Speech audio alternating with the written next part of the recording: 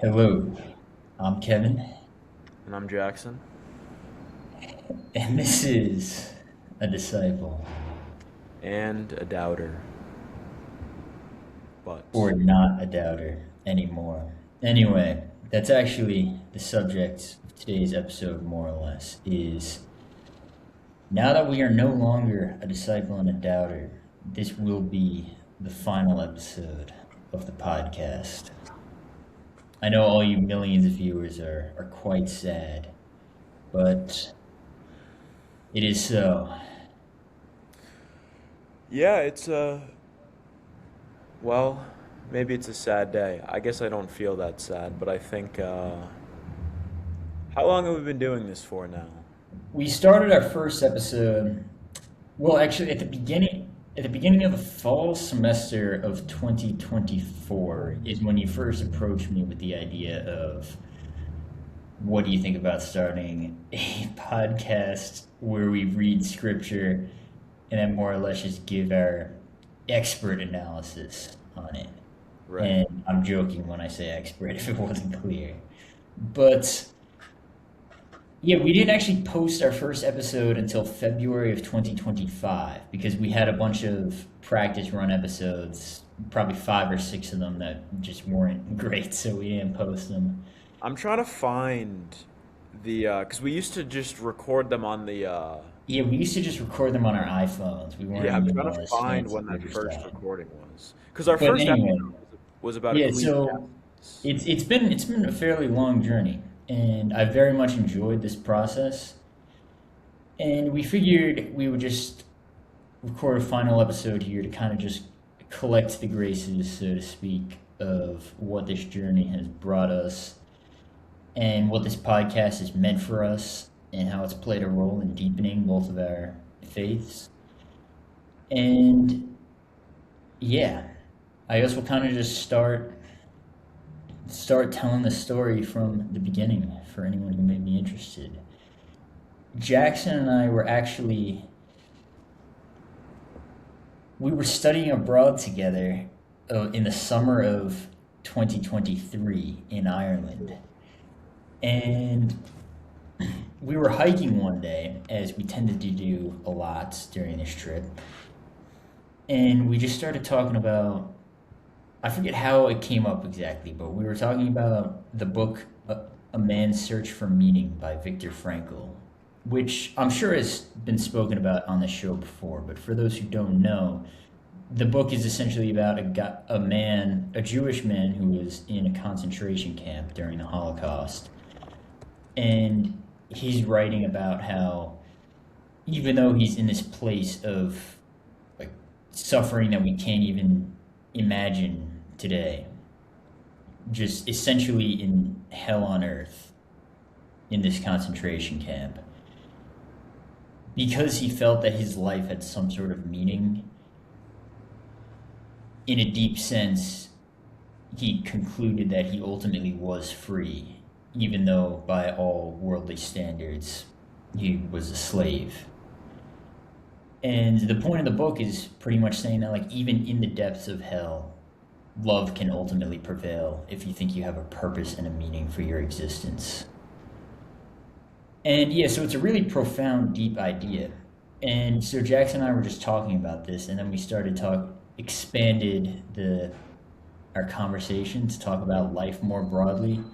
Naturally, we were talking about faith and how we didn't exactly see eye to eye on things at the time.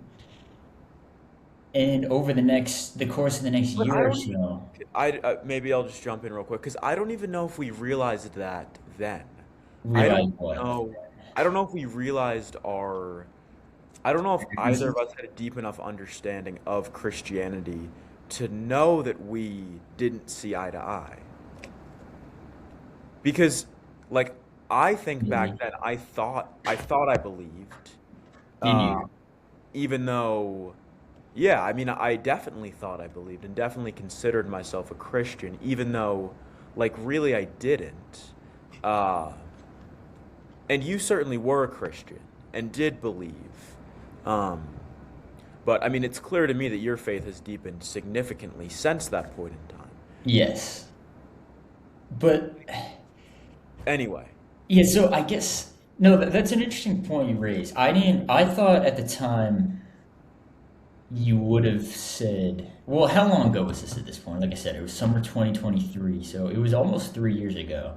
yeah. And so at the time you would have said you believed in the faith, is what you're saying. Yeah, I would have because, I didn't I didn't start having well, I didn't really start thinking about the faith critically until about winter, like around the new year, 2024. So we were Okay. studying abroad, and then I went to London. Um, and I didn't really engage with my faith that much. And then when I came back from London, that was really when I started to think about it more, and then started to doubt. So I guess I wouldn't have considered myself an atheist or an agnostic until like early 2024. But you did have more of an interest, correct me if I'm wrong, but you did have more of an interest in thinking about matters of faith and morals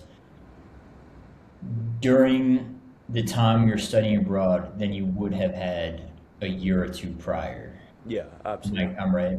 So I Absolutely. guess what happened a year or two prior that like, incited your initial interest in thinking about matters of faith A year or two prior to us to being studying back. abroad? Well, it wouldn't have even been a year. It would have only been, I mean, it would have been October of 2022. Uh, so I don't know, like 8 months or something, 9 months. Uh, but yeah, I think it was realizing that I was living a life with no meaning whatsoever. Uh, you know, I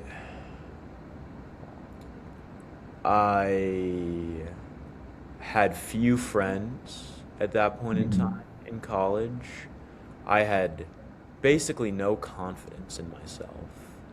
Um, I had such little confidence in myself that I wouldn't even go to the dining hall and eat alone, uh, because I was afraid of, I suppose, being judged, which is kind of an anecdote to give you an idea of just the kind of life I was living at that point in time. So I would even, maybe go a whole day without eating, or maybe multiple days without eating a legitimate meal because I was afraid to go to the dining hall by myself. That's how much I lacked confidence. And I was really just, I remember, what is there an October break at Notre Dame? Yes, there is. Okay.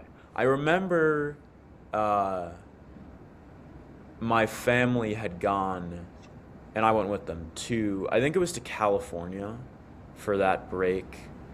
And I think that was kind of like rock bottom. And I remember just being really nihilistic about things. I wouldn't have known that word at the time, but I was just totally nihilistic about This is still 2022. this is 2022, like early October 22, whenever that break is, I guess mid October. Yeah, yeah. I just was like, life is just inherently bad, and once we get old enough, we realize that there's really nothing here for us, and we just are kind of waiting around until we die. Um, I was really nihilistic, and then I got back to campus, and now I understand the experience that I had as a real experience with the grace of God. I didn't know what that was at the time, and I had no idea what I was I was missing. gonna say, it seems like God was ready to be knocking on your door, so to speak. Yeah, I think absolutely. So what happened exactly? Well, I don't even totally know. It was just, it was, I mean, we've talked about this before, but it was just, one night, like around October 26th, uh, is the day that I have in my mind. And, it's just like I saw things, I saw my life in a totally different way, and I realized that I was far more in control, I suppose, than I thought I was. Free will was actually very much wrapped up uh, in this change in my life because although I didn't really understand free will from a philosophical perspective, I remember that term being very important, and I was affirming to myself then, like I do have free will. I can change the way things are going. Like I can make my life better. Uh, and it was a really, really exciting time, and it's just like So I for felt everyone like, listening, the detail that Jackson is not sharing is that one of the catalysts is that he watched the Joe Rogan interview oh yeah, Of that's true. David Goggins, Yeah, and yeah, David Goggins, being the inspiring man that he is, yeah. helps I yeah, shake him down a little bit. I didn't even mean to omit that, but yeah, that definitely uh, incited this change to So some extent. so you kind of realized at this point that that you just don't have to be pushed along in this path of misery where your life isn't necessarily oriented towards anything, and that you actually could take a stand for something. Yeah, And at this point, like you weren't fully on board with, oh, that thing for which I must stand is the faith and Jesus. But for you, it was more like that was more of a gradual process. So over these next right. several months before Ireland, like that spring, you would say was kind of a period of just like a whole new world of possibilities, so to speak. Yeah, and I considered myself Christian. I considered myself religious at that point. Um, I just understood Christianity in still such a shallow way, and I thought like because I cared about my life and because I thought my life had meaning and because I thought about profound philosophical things that I was religious. I sort of, and I think a lot of people do this. I sort of Mhm. associated profound things with God. It's like in my mind, if something or insofar as something was profound, then it was like of God. Uh, Mhm. I didn't know that and I think this is right. In order to truly be a Christian, one has to profess real faith in Jesus. Um, Yeah. I didn't really realize that at the time. Um, anyway, I don't want to spend too long on my own story, but yeah, leading up to Ireland, I was kind of living my life in a way that I'd never lived it before, doing things that I'd previously thought I could never do. Um, Could you give an example? Because I think the whole journey from doubt to discipleship is interesting, and it is something we could spend some time on. But like, yeah. what's the type of thing you would have done? Well, this is uh, to go back to the anecdote I brought up earlier. I was, like I said, I was terrified to go to the dining hall alone, and I remember, like, kind of during that first week after I'd had this big revelation, whatever you want to call it. I forced myself. It was one day at lunch to go and sit in the dining hall by myself, and it sounds ridiculous, but it was one of the scariest things I've ever done. Um, I think this speaks to how uh, I don't know how like terrible my Lost you life had were been going. ahead of time, yeah. Yeah, but I forced myself to do it, and then you realize like, oh, this is not that bad. I can do this, and then I So started doing then, that more often. And then like that spring I'd signed up for the Holy Half and ran the Holy Half and trained pretty consistently, and that was definitely a real source of meaning. It's something that I hadn't been doing beforehand. Um, there vacuum. yeah, someone right next to me is vacuuming, which is a little unfortunate, but we can proceed nonetheless. So let's jump. Sorry, the vacuum thing. Anyway, let's jump forward a little bit to after you said you went to London and you came back in the spring. So spring of 2024 rolls around, and you said at this point you were starting to seriously doubt Christianity. Is there something in particular that catalyzed these doubts or no? Yeah, I think there's two things.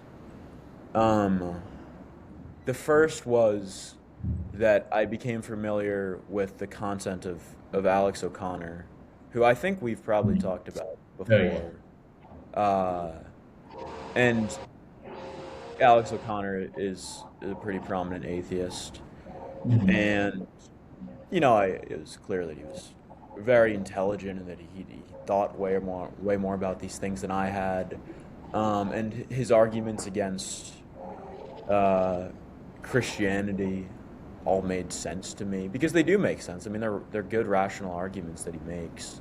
I don't think anyone can say otherwise there.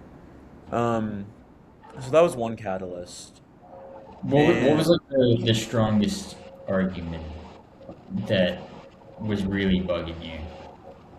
you know, it would be hard for me to say. I mean, I know what it was as of like this fall, but back then it's hard to say.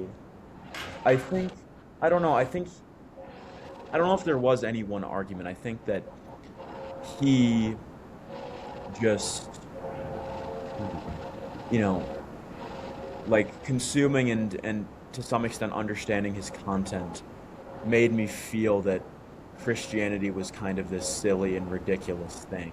Yeah, Like yeah. I remember really feeling like that it's like this thing is kind of ridiculous. How does anyone believe this? And I felt very intelligent that I was sort of moving away from it and rejecting it.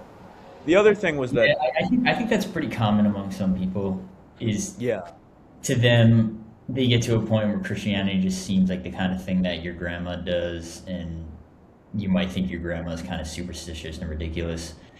And moreover, you no longer believe in Santa Claus and the Tooth Fairy, so why believe in Jesus? And yeah. you're kind of just like too smart for it now. I think that's an attitude that a lot of people have. hmm The other thing was that there was a girl who I'd met in London who I liked, Mm. and uh, she was an atheist. And I would like to believe that that didn't sway me at all, but I think that No, it I probably probably have did. to admit that it did to some extent. Yeah. Uh, so It's yeah, hard to overstate the power that young, attractive women can have on us young, attractive males. it's true. Um, Um, so, yeah, so I guess we eventually get to, I guess you're kind of in the same state until about, let's say, fall of 2024 when you approach me and you say, hey, Kevin, I was thinking about, well, I don't remember exactly what you said, but you said something along the lines of, it would be sick if I start a podcast where I read the Bible and I kind of give my interpretation on it. And I was thinking, who would be a good partner, so to speak, to do this podcast alongside? And you said, oh, why don't I ask Kevin? And then you did. And my initial response was no, but then you were like, no, but it would be cool. And I very quickly was like, you know what, you're right. And I guess at this point, I'll share a little bit about my own faith journey. And I won't go into all the details like I have in previous episodes, specifically episode 28, if all of you listeners would like to go back and watch that one. But I was someone who like grew up, I don't I was someone who grew up Catholic, and went to Catholic school my whole life and everything. Didn't necessarily like, yeah, I kind of believed in the teachings of the Catholic Church, but I wasn't quite mature enough to even ask myself, what does it mean to really believe that Jesus died and rose from the dead? I kind of just took it as a given. I'm like, oh yeah, I guess Jesus died and rose from the dead, but what that actually, the implications that that should have on my life, I was too young and immature to even consider those stuff like that. Yeah. And so as I was getting a little bit older, like 10 or 11, 12 maybe, I was starting to really doubt. Like at this point, I knew Santa Claus wasn't real. And I was like, well, like, I'm not the type, I'm too old to just believe in like fairy tales anymore. So am I really just going to continue believe like what reason do I really have to continue believing in Christianity? And I had a fairly remarkable experience of at one point of committing a particular sin involving shooting a rubber band at my sister and having it when I prayed about it and sought forgiveness, having a very deep, profound sense of God's love for me. And over the years, did not over the years was pretty certain after this moment of fairly intense grace, which I suppose I won't leave out this detail that, and some people might think I'm ridiculous, but in this moment of very intense grace, I remember after praying a rosary for the first time, looking at my hand, and it was like the skin coloration, like the blood vessels more or less had congealed in a way that there was a very visible heart on the back of my hand. And I kind of took it as a sign of God just showing that he actually is out there, is real, and does love me.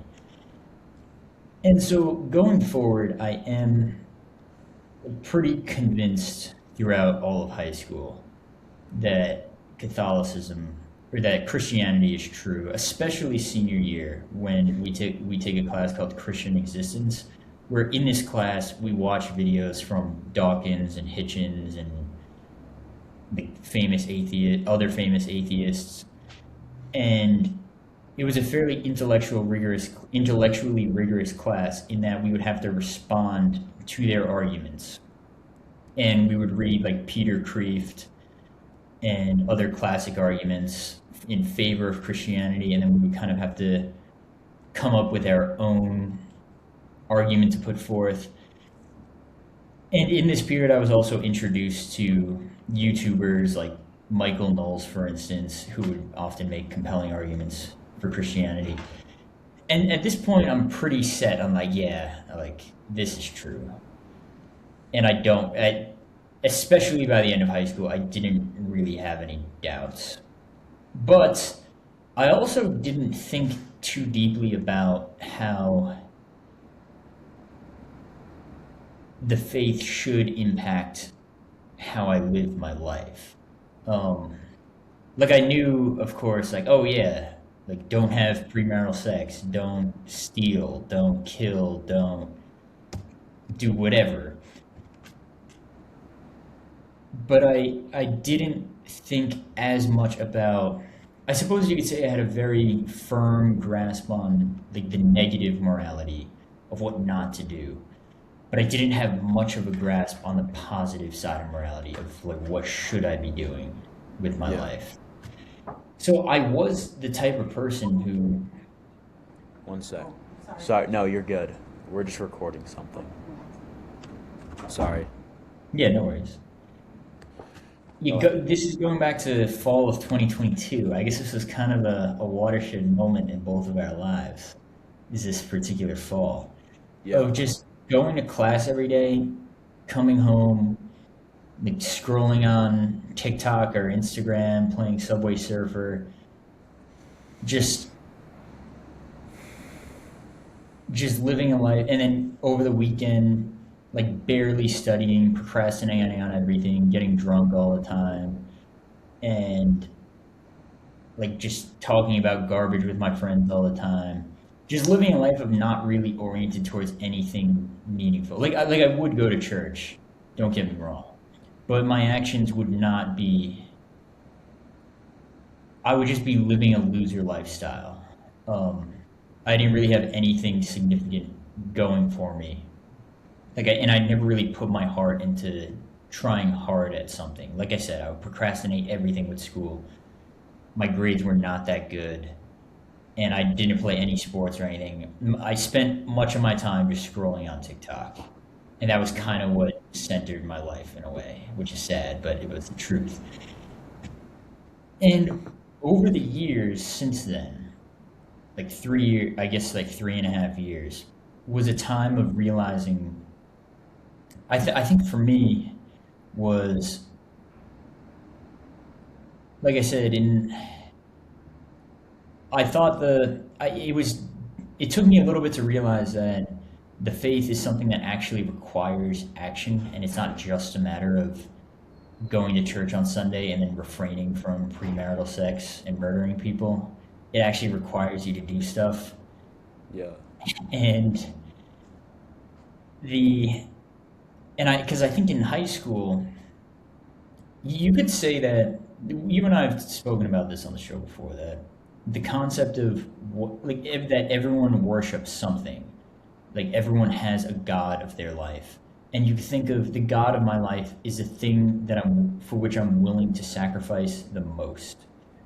And like if you're sacrificing relationships so that you can just make more money, for instance, then the god of your life is money, if that's the thing you care about the most. And so I guess you could say that the god of my life, the thing that I was most willing to sacrifice for, was just like cheap online dopamine, like scrolling on like the only reason I would work to get a homework assignment done would be so that I could just scroll on my phone, so to speak. And that's Which is the what my god life of which is the god of a of lot of a lot people of young people's lives nowadays. who are It's more boring and pathetic than if the god of your life was money, in my yeah. opinion. I think in some ways having the god of your life be money might be better than that, because at least like there's something exciting about that. Maybe not, I don't know, but the yeah, I think in high school that was really the god of my life. Even though I would have told you I believed in the God of the Bible. And but there was something about like the surveillance of being at home and my parents that they wouldn't allow me to just scroll on TikTok for 12 hours a day. But when I got to college and like you have the freedom, so to speak, then it was very quickly in college that I realized, like, wait a minute, like I thought freedom was being able to do whatever you want and scroll on TikTok all day. But I now realize that freedom is more like how John Paul II would describe it, which is not the ability to do what you want or like what you feel like doing, but the ability to act as you ought, meaning the ability to act in accord with your nature. And so if you're a slave to dopamine, then you're not free because you can't act in accord with how you're actually supposed to be living. And then, so over the years, since then, I've thought much about, all right, well, what does it mean that you're supposed to be living a certain way? And I suppose this has kind of been, and this is where I'll wrap up my story. I suppose this has kind of been my like silver bullet argument in favor of the existence of God, is that it is very clear to me that that objective morality is real, that there are ways in which we, given our nature as human beings, are supposed to act, and that at the deepest core of who we were created to be, we are made for relationship, specifically to love others and to receive love from others in return. And the fact that we're made for loving relationships and that is how we are supposed to live our lives as human beings, choosing to love others. Made me realize, just makes me think that there necessarily must be like an ultimate relationship for which we are created. And to me, that ultimate relationship, I've concluded, is a relationship with Jesus Christ himself. And when I think about people who exalt other gods, let's return to money, for instance, or TikTok, all of these seem to be just counterfeits of a relationship with Jesus. And to a non-Christian, that idea might be like, what? Like, what are you talking about? But I think of it as like, if you're watching TikTok, the reason it's so, if that's your God, the reason it's so addictive, the content is so of TikTok is so addictive, is because it tricks you into believing that you're experiencing some sort of real relationship.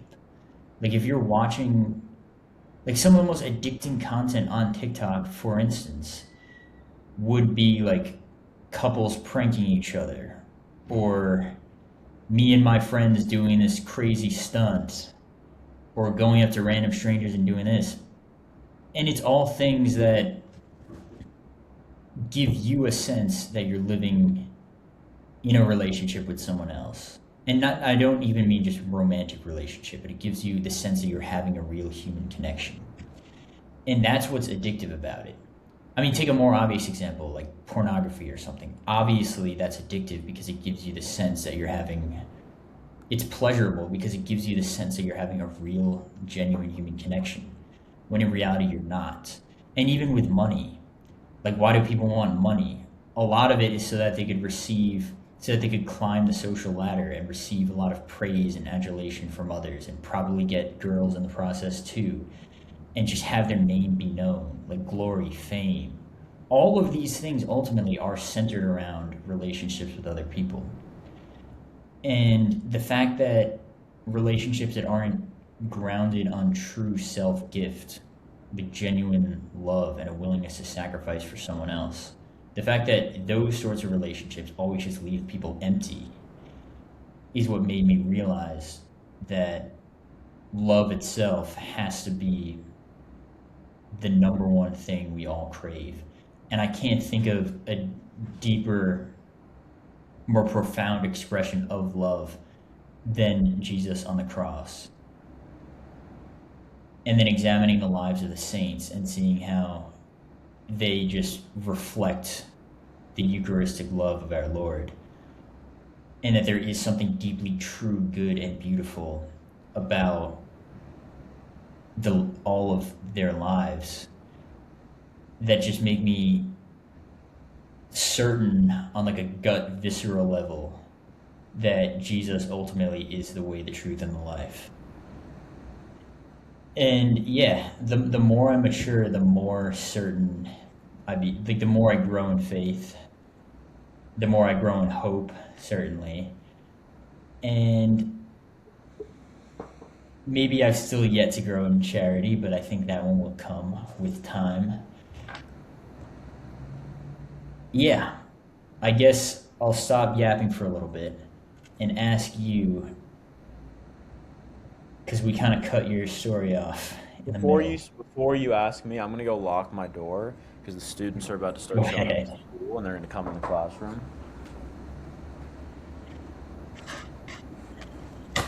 All right. So we're in 2024, I think. Oh no, we got to the point where we started the podcast, and you,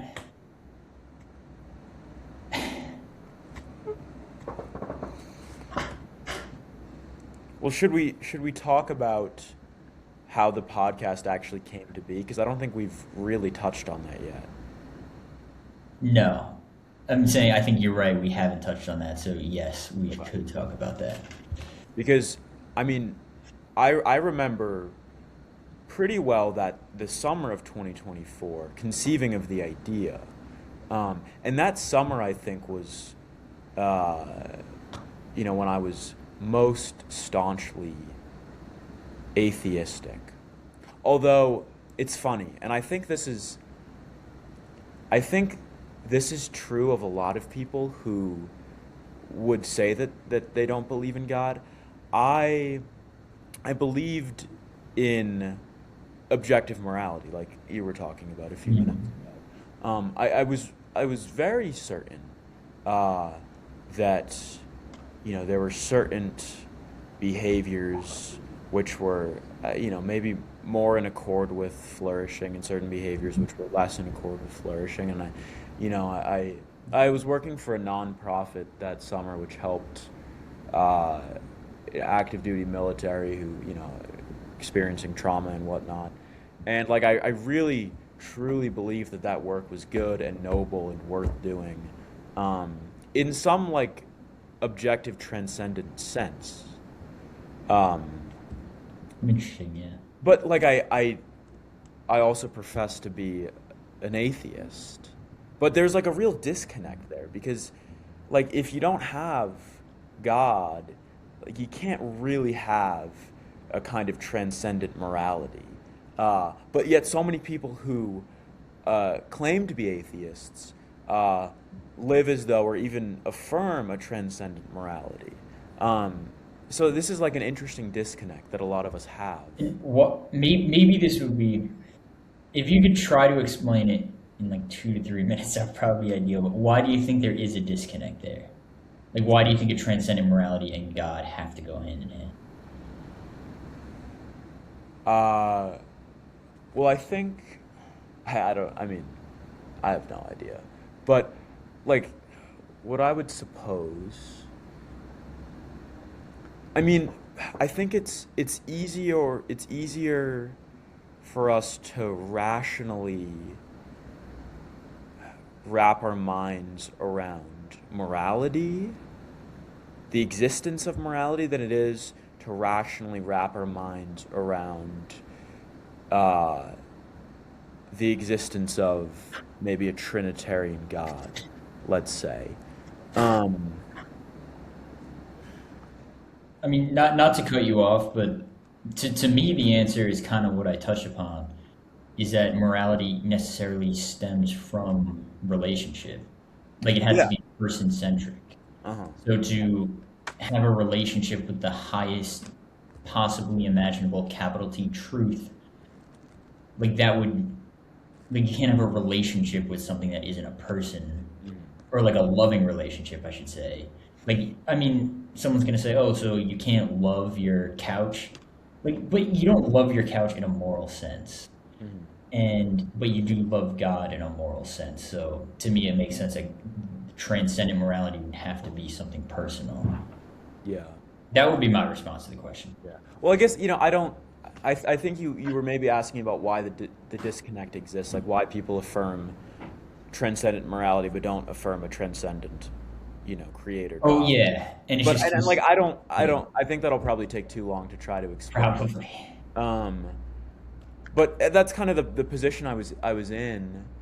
Uh, but I hadn't thought yet about uh, the implications of atheism, You said which you are, had not thought. huh?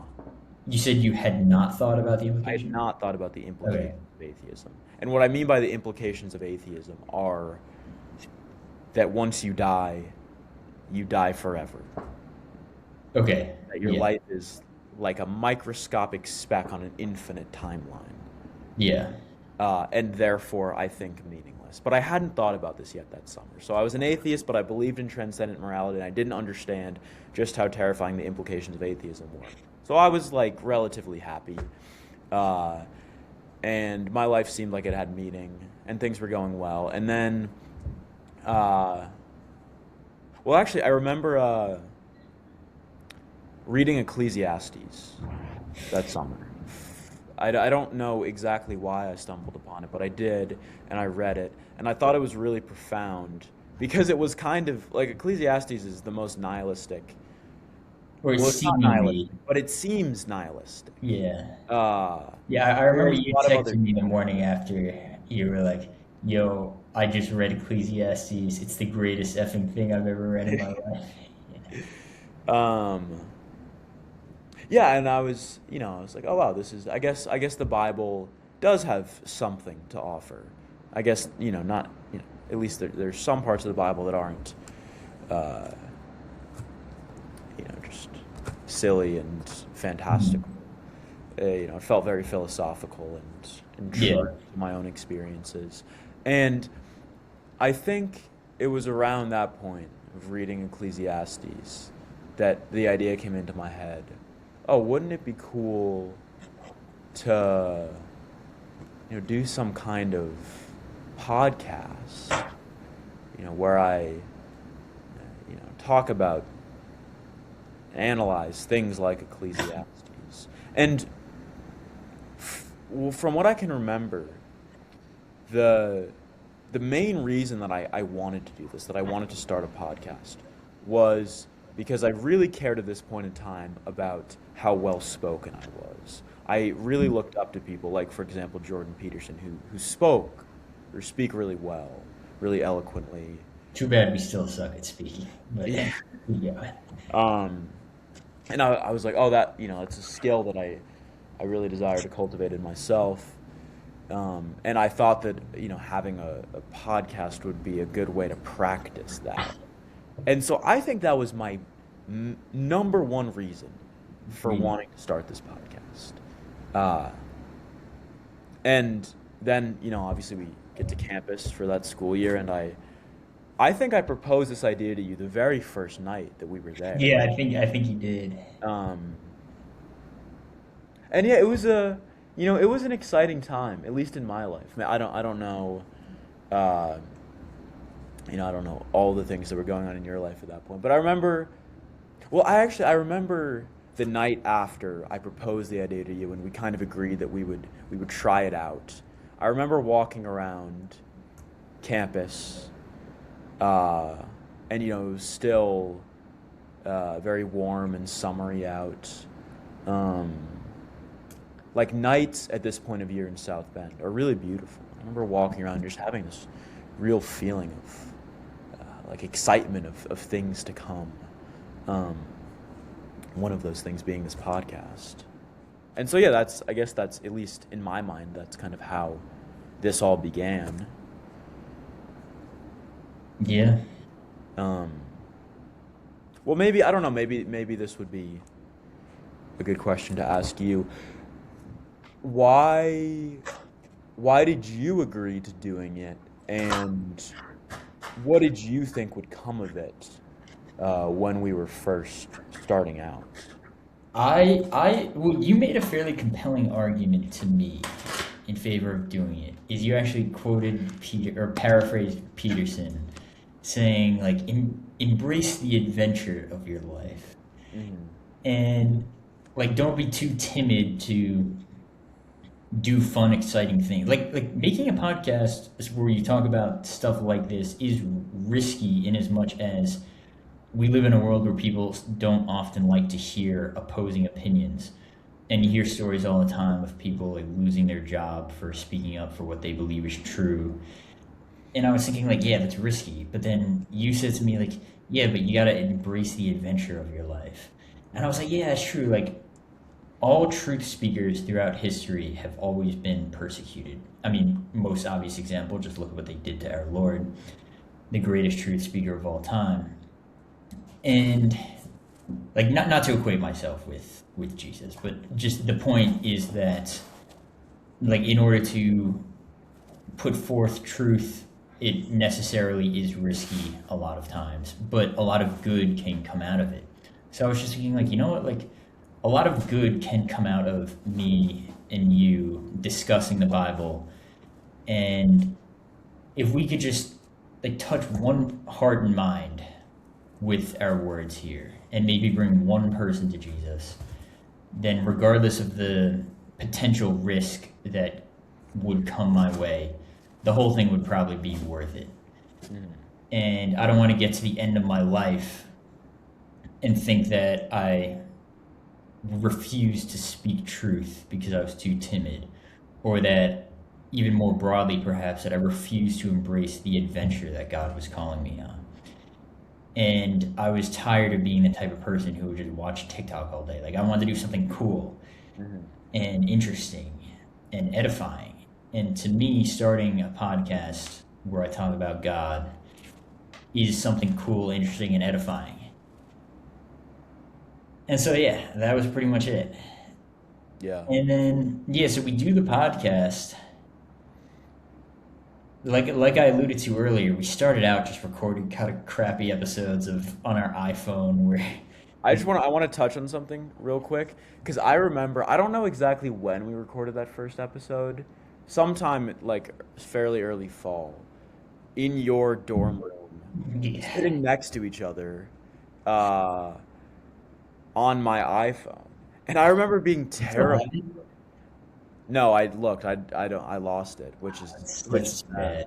bad. Um, I remember being so nervous before that first Do you episode. have any of those initial episodes or no? No, it's because I none of the I lost all of my everything on my phone from Uh, like a 3 year.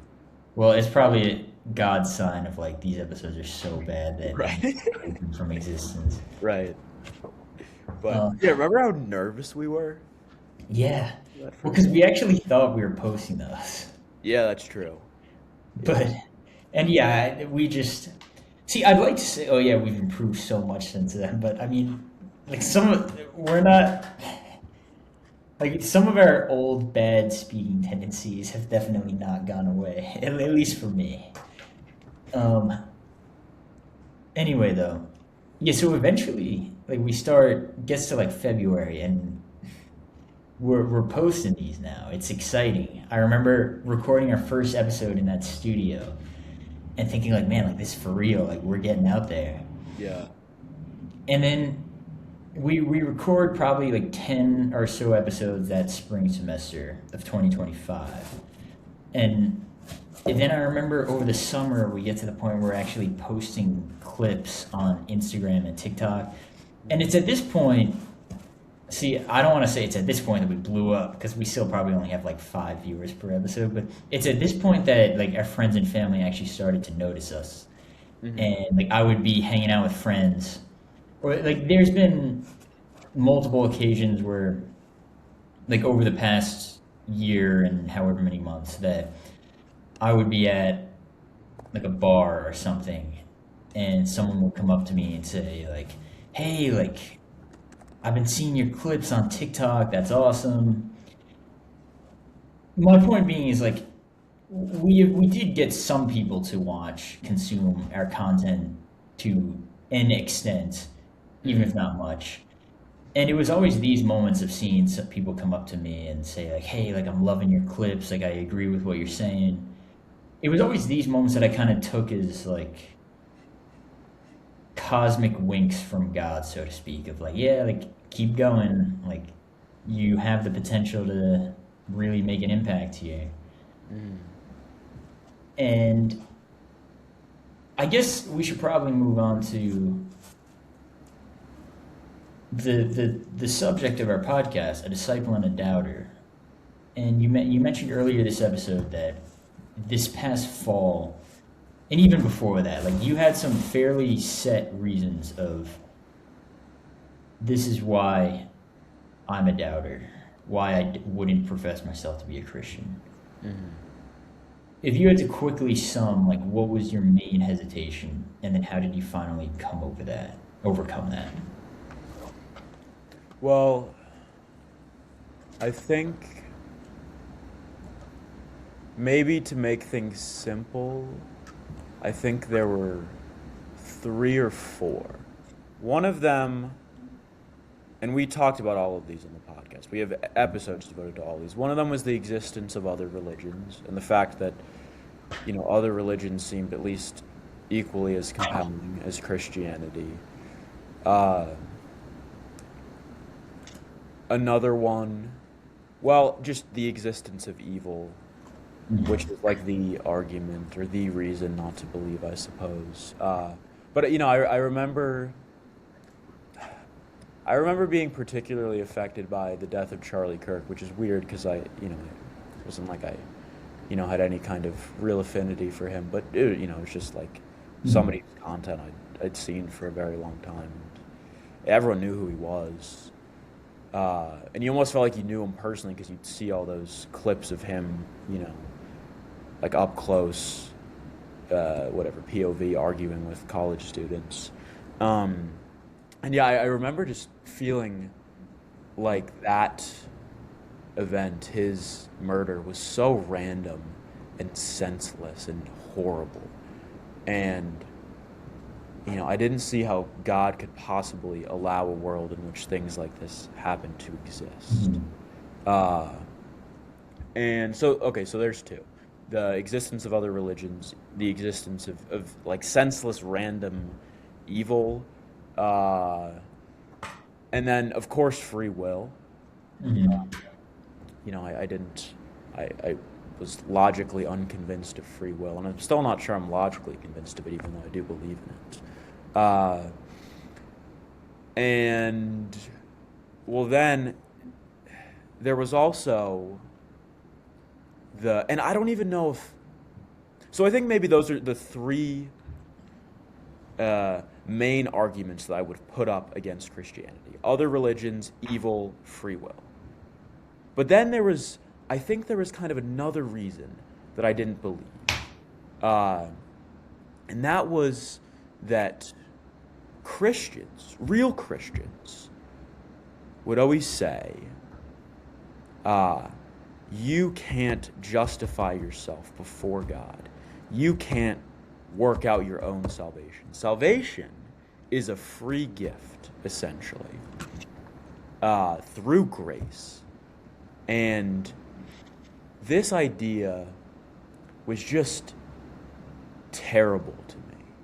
It actually stirred up some kind of revulsion. We didn't even speak about this on the podcast, really. We did actually. I think we did an episode about a part of Romans where St. Paul, because all this stuff really comes from St. Paul.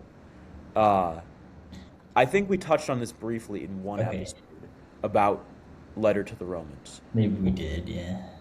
Uh, but yeah, I, well, hmm, maybe let's go back a little bit. I'll try to keep this brief. Uh, but when I first had that big moment in 2022 where I realized, I didn't have to be, I really, I had some real autonomy here, and I could kind of, make the life for myself that I desired. Uh, you know, it was like,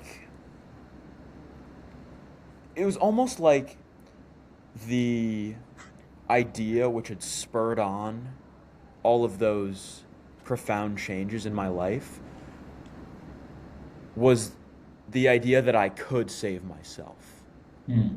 Like I was the captain of my ship, uh, and you know, insofar as I would be saved or would be flourishing, it would be because of my own efforts.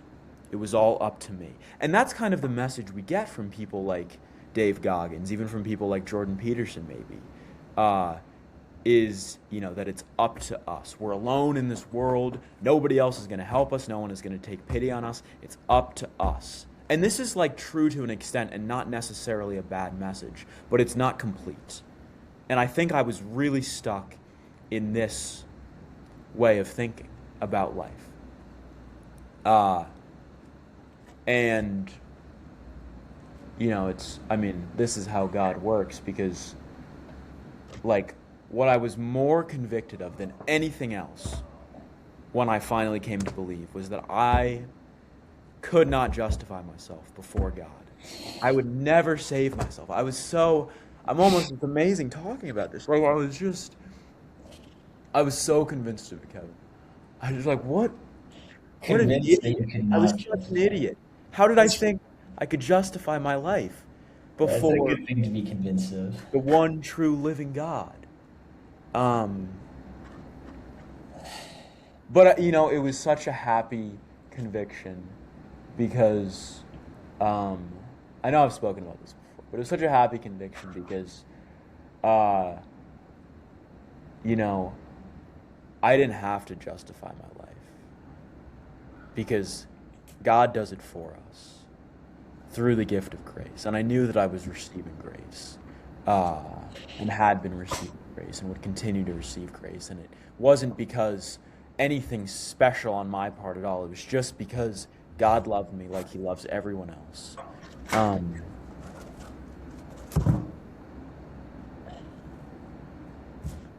sorry, I don't know.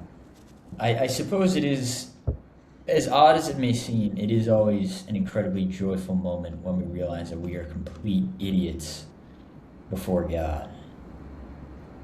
Yeah. Anyway, I guess the question you would ask me were what my doubts had been, and I suppose I took it a step further and sort of explained how those doubts were resolved. Well, And that I would guess have been my follow-up question. and I guess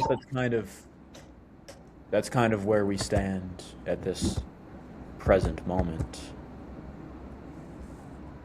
Yeah.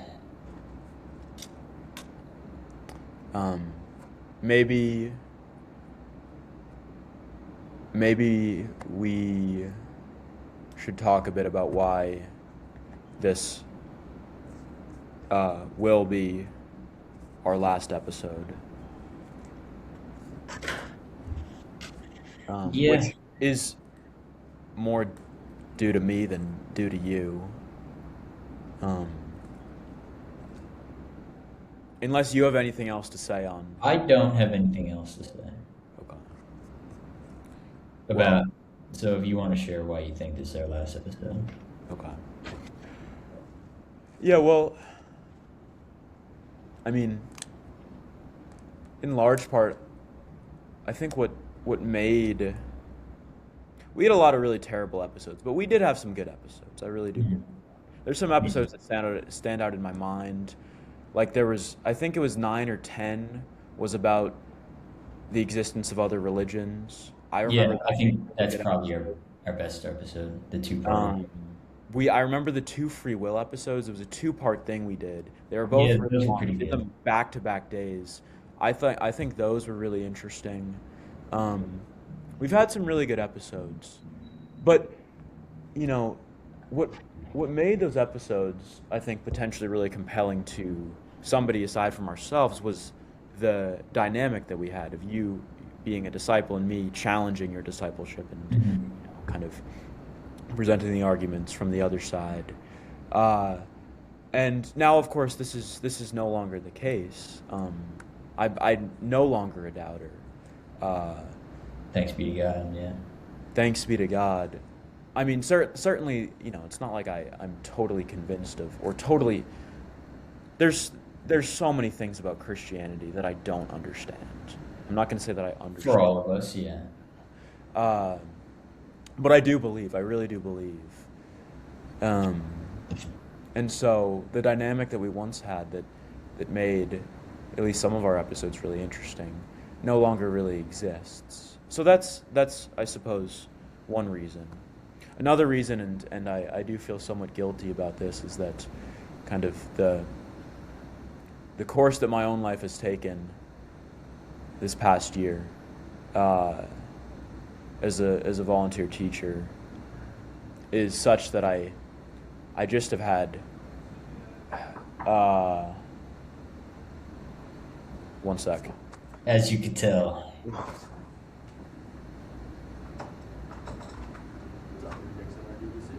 My friend and I were recording our last episode.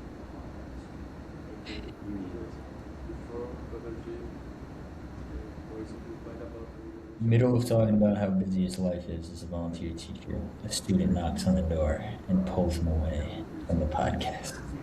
Case in point as to why this is our final episode. Sorry. Okay. Apologies. Well, yeah. Anyway, what I was saying is that, yeah, I didn't expect this position to be as time consuming as it has been. But it has been immensely time consuming, and I really have not been able to devote as much time or effort to this podcast as you have been devoting, and as I probably should have been devoting. consider myself an equal contributor. Um, and I probably do bear some of the blame for that. Um, but you know, I think we are at a time where, like, it's okay to. The podcast has kind of run its course. It was a fun, exciting ride, and I think both you and I got a ton out of it in learning how to speak about our faith and what we believe. And I'd like to think some of my arguments helped convince you. I don't know if that's the case. I kind of have my doubts. Perhaps I'm the doubter in that sense. But yeah, I think it is kind of time to put it to rest and move on to the next adventure that God is calling both of us on.